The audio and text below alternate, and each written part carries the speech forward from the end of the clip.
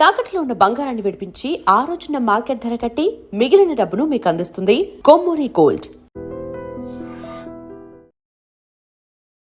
నమస్కారం, మీరు చూస్తుంది ఐ డ్రీమ్. నేను మీ కీర్తి. నాతో పాటు ప్రముఖ ఆస్ట్రాలజర్ బ్రహ్మశ్రీ నానాజీ గారు ఉన్నారు. నమస్తే గురుగారు. శ్రీమాత్రే నమః. గురుగారు, ఆవు బొమ్మ, ఆవుకి చాలా విశిష్టత ఉంది కదా గురుగారు హిందూ ధర్మంలో. సో మన ఇంట్లో ఆవు బొమ్మని ఏ దిక్కున పెట్టాలి, ఎందుకు పెట్టాలి, దానివల్ల ఉపయోగాలు ఏంటి, రాంగ్ డైరెక్షన్ లో పెడితే జరిగే నష్టాలు ఏంటి? తప్పకుండా అండి. ఒక్కొక్క వస్తువు ఒక్కొక్క పదార్థము ఇంట్లో పెట్టుకోవడం వల్ల వాహనంగా కొంతమంది దేవతల దగ్గర చూడండి, ఈశ్వరుడి దగ్గర నంది ఉంటుంది, గణపతి దగ్గర ఎలుక, అలాగే మన కుమారస్వామి దగ్గర నెమలి. ఏమిటి అంటే అది ఒక ఎనర్జీని క్రియేట్ చేసేవి చెప్పాలంటే. అమ్మవారి దగ్గర సింహం ఉంటుంది.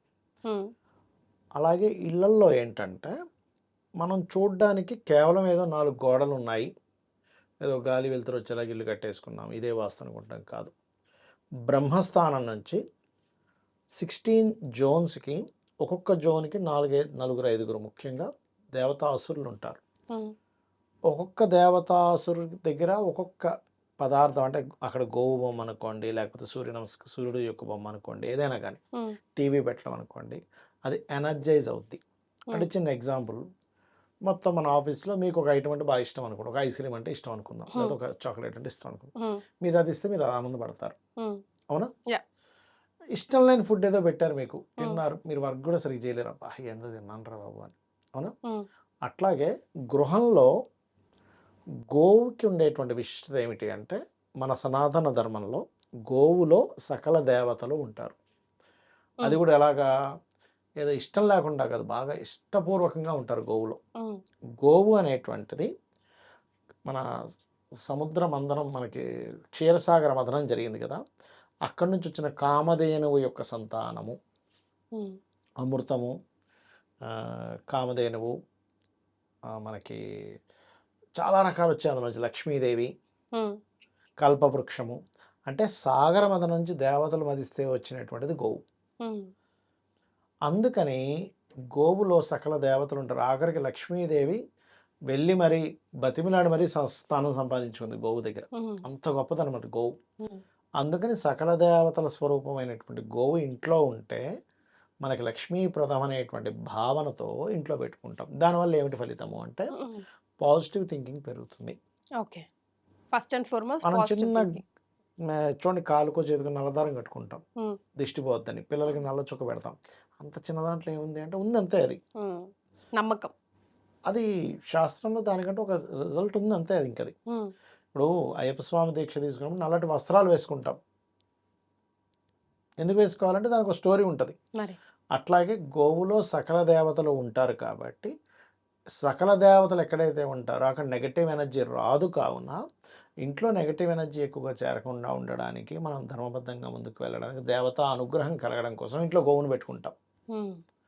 దాన్ని ఈశాన్యంలో పెట్టుకోవచ్చు, వాయువులో పెట్టుకోవచ్చు, తప్పేం లేదు, తూర్పు మధ్యలో కూడా పెట్టుకోవచ్చు. కాకపోతే దానికి కూడా రోజు కాస్త ఒక దీపం వెలిగించడమో, లేకపోతే ఒక అగరబత్తి వెలిగించడమో, నమస్కారం చేయడమో చేయాలి. అలా ఒక గోవు బొమ్మను పెట్టుకొని మీరు కనుక నమస్కారం చేస్తే సకల దేవతలకి నమస్కరించినటువంటి ఫలితం పరిపూర్ణంగా వస్తుంది. కాకపోతే ఇక్కడ ఏంటి, మీ మనసులో కంప్లీట్ నమ్మకం ఉండాలి అలా పెట్టుకొని చేసే వాళ్ళకి. నేను గోవులో సకల దేవతలు ఉన్నాయి, ఇది ఎవరు చెప్పారు, శాస్త్రాల్లో ఉంది. ఇప్పుడు ఉన్నప్పుడు నేను నమస్కరిస్తున్నాను. ఇలా కాకుండా ఇంకా గోశాలకే వెళ్ళారు డైరెక్ట్గా, అందులోనే దేశీవాలి గోవు. ఇక్కడ 2 రకాలు ఉంటాయి, జెర్సీ ఆవు, దేశీ ఆవు. జెర్సీ ఆవు ఏంటంటే కేవలం ఒక జంతువు అంతే, దానిలో దేవతా లక్షణాలు ఏమీ ఉండవు. మీరు నెట్లో కొట్టి చూస్తే దాని తేడా తెలుస్తుంది. దీనికి మోపురం ఉండదు జెర్సీ ఆవుకి, కింద ఇది ఇట్లా ఉండదు, వెనక భాగం కంప్లీట్గా ఇట్లా సూదిగా ఉంటుంది. ఇవన్నీ జెర్సీ ఆవు లక్షణాలు. మోపురం ఉండి వెనక భాగం రౌండ్గా ఉండి ఇది మడతలు ఉన్నటువంటిది దేశీ ఆవు.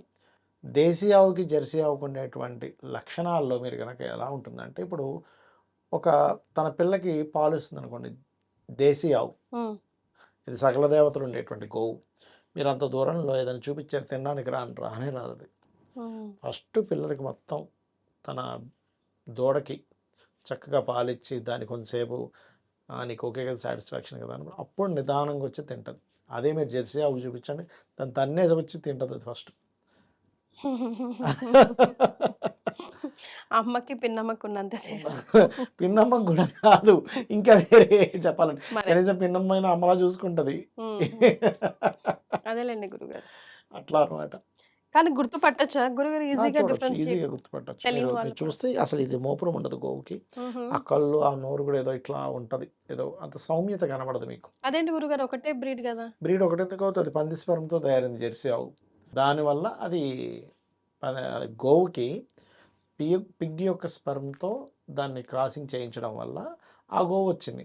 ఇంకా మీరు పందికి పూజ చేస్తున్నట్టు. ఓహ్! అంతకు మించి ఏం అయినా లేదు. వరాహదేవి వరాహం వేరు, మళ్ళా. వరాహ అవతారం వేరు. ఇక్కడ క్రాసింగ్ అయింది కదా! డైరెక్ట్ వరాహం వేరు, ఇది వేరు కదా! హ్మ్. హ్మ్. హ్మ్. హ్మ్. సార్ ఇట్లా రాంగ్ డైరెక్షన్స్ ఏమన్నా ఉన్నాయా గురుగారు? అంటే పెట్టకూడని స్థలాలు అట్లా? దక్షిణ నైరుతిలో పెట్టకూడదు. అండ్ మెటీరియల్ గోవుని కూడా. గోవుని దక్షిణ నైరుతిలో పెట్టకూడదు. హ్మ్. పడమర వాయువ్యంలో పెట్టకూడదు. ఓకే. దక్షిణ నైరుతిలో పెడితే ధర్మం అనేది వేస్ట్ అనే ఫీలింగ్ వస్తుంది. పడమర వాయువ్యంలో పెడితే హుహు. స్ట్రెస్ పెరిగిపోతుంది మనిషి ఆలోచన విధానం మీద. హ్మ్. మిగతా ఎక్కడైనా పెట్టుకోవచ్చు. అందులో ప్రధానంగా తూర్పు, ఉత్తర ఈశాన్యము, ఉత్తరము, ఈశాన్య భాగాల్లో, వాయువ్య భాగంలో కూడా పెట్టుకోవచ్చు. తప్పేం లేదు. హ్మ్. కొంతమంది డిఫరెంట్ మెటీరియల్‌లో పెట్టుకుంటూ ఉంటారు గదా అవును. గురుగారు. మరి ఏదైనా వాడాల్సినవి, వాడకూడని మెటీరియల్ అట్లా ఏమన్నా ఉందా? మెటీరియల్ వల్ల బొమ్మలకి ఏమి ఇబ్బంది ఏమి ఉండదు. గుర్తుపెట్టుకోండి. సైజెస్. సైజు, మెటీరియల్ ఏమి ఇబ్బంది లేదు. మీరు ఇప్పుడు చిన్న ఎగ్జాంపుల్, హ్మ్. మీరు ఇంట్లో పూజ గదిలో దేవతామూర్తిని పెట్టుకున్నారనుకోండి. హ్మ్. ఆ దేవతామూర్తి మెటీరియల్ మీద మీకు ఉంటుందా? భక్తి మీద ఉంటుందా? అంతేలెండి. భక్తే కదా! హ్మ్.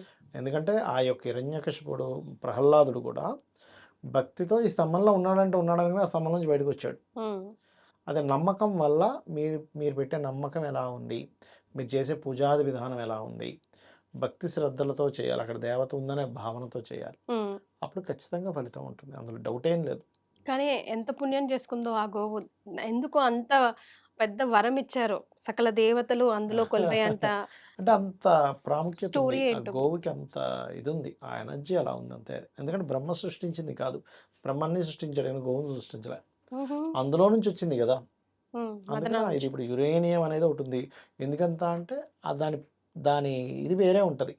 కొన్ని రాకెట్‌కి తయారు చేసే కొన్ని పదార్థాలుంటాయి. చాలా కాస్ట్ ఉంటాయి. ఎందుకంటే అంత దాని ప్రెషర్‌ని తట్టుకోగలదు. మరి. సో, గోవులో సకల దేవతలు ఉంటారు కాబట్టి, మనం ఏదైనా ఒక గోవుకి ఏదైనా తినిపిస్తే మనలో ఉండేటువంటి అనేకమైన నెగెటివ్ ఎనర్జీస్ పోవడము.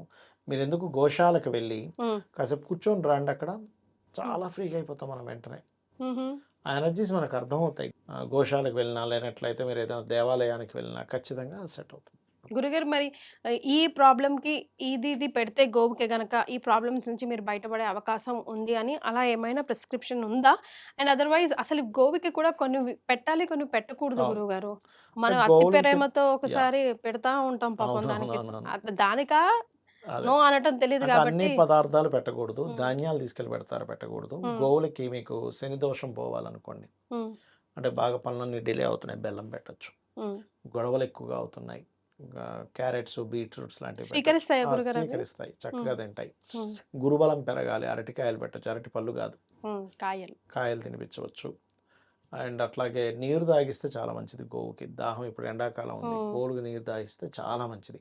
హ్మ్. గోవు యొక్క గోశాలలో గరుకు స్తంభం పెడతారు. మీరు పెట్టి చూడండి ఎవరైనా. హ్మ్. వాళ్ళ లైఫ్‌లో చాలా మిరాకిల్స్ జరుగుతాయి గరుకు స్తంభం పెట్టినప్పుడు. అంటే వాళ్ళ పూర్వీకులు అంటే గురుగారు గరుకు స్తంభం అంటే ఇంత అవి స్తంభంలా ఉంటది. ఆ! అది అది గో గోవేంటంటే అంతటా గోక్కోగలదు గానీ దాని మెడ కింద గోక్కోలేదు. మరి. దానికొక స్తంభం గావాలి హ్మ్. హ్మ్. హ్మ్. గోక్కడానికి అది. హ్మ్. ఓకే. మనం ముందు పర్మిషన్ తీసుకొని తీసుకొని పెట్టాలా పెట్టొచ్చు. గురుగారు? తప్పేముంది. హుహు. పెట్టుకోవచ్చు. అట్లా. ఓకే. సో, పెట్టకూడని వస్తువులు గూడా ఒకసారి గుర్తు చేద్దాం గురువుగారు. గోవుల దగ్గర చపాతీ పెడుతున్నాము, పూరీలు పెట్టొచ్చు, ఏం పెడుతున్నాం. గాదు. ఆయిల్ లేకుండా ఉండేది పెట్టండమ్మా. ఇప్పుడు చపాతీలో తేనె పూసి పెట్టామనుకోండి, ఆ మధ్య ఫైనాన్షియల్ బనానాస్ గ్రోత్‌కి పెట్టకూడదనన్నారు. అదే అందుకే అరటికాయ అన్నా, అరటిపండు అనలే. హ్మ్. హ్మ్. అరటికాయ తినిపించండి. హ్మ్. అరటికాయ తినిపిస్తే మంచిది. ఆవుకి బెల్లం తినిపిస్తే ఐరన్ పెరుగుతుంది దానికి. మంచి స్ట్రెంగ్త్‌గా ఉంటుంది. బన్ అట్లా. బన్ కొంతమంది పెట్టకూడదు. బ్రెడ్‌లు, మైదా గదా! బన్నులు అవి పెట్టకూడదు బ్రెడ్‌లు, కదా బన్‌లు గురువుగారు. అస్సలు పెట్టకూడదు. హ్మ్. అది మైదా మనకే మంచిది గాదు. మరి. దానికి కూడా మంచిది గాదు. యెస్. రైట్. తెలియక కవర్లతో పెట్టేస్తారు. కవర్లు ఎక్కడ పడితే అక్కడ పడేస్తున్నాం. హ్మ్. మనం పెట్టకపోయినా మనం ఎక్కడ పడితే అక్కడ కవర్లు పడేస్తారు. పాపం అందులో ఏదో పదార్థం ఉంటే ఆ కవర్‌తో పాటు మిగులుతది. హ్మ్. చాలా గోవులకి కవర్లు లోపల పేరకపోయి మళ్ళీ ఆపరేషన్స్ చేసి తీసిన కేసెస్ చాలా ఉన్నాయి. హ్మ్. సో జాగ్రత్తగా చూసుకోవాలి. రైట్. చేసుకోవాలి. చాలా సంతోషం గురుగారు. శ్రీమాత్రే నమః. శ్రీమాత్రే నమః.